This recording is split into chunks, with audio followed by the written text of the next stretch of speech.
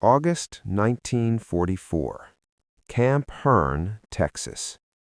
12 German women step off a military truck, thin, exhausted, terrified. They expect beatings, hunger, cruelty. Instead, a Texas rancher looks at them and says something no one expects. "You're too thin to work." For years, Nazi radio had warned them about Americans. Cruel, corrupt, inhuman. These women, nurses, clerks, radio operators, had never fired a rifle, but they wore the uniform of a defeated enemy. They believed captivity meant the end of their lives. They crossed the Atlantic packed into transport ships, then rode trains through a country untouched by war.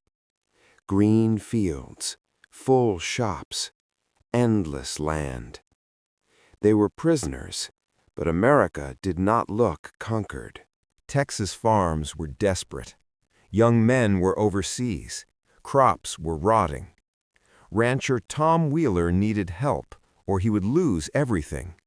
When Wheeler finally saw the women, he was shocked. Hollow faces, shaking hands. They looked less like workers and more like patients.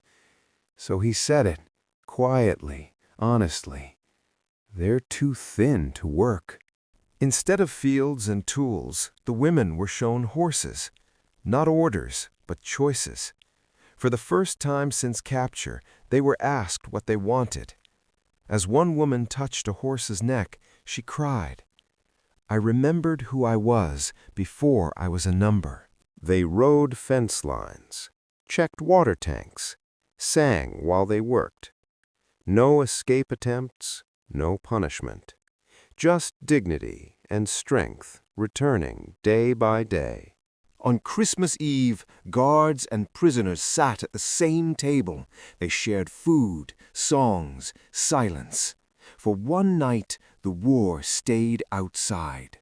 They returned to a broken Germany, but not broken themselves. They carried Texas with them. This wasn't propaganda. It was reality. And it proved something dangerous to hatred. Even in war, people can choose decency. This story isn't about politics or propaganda. It's about a choice.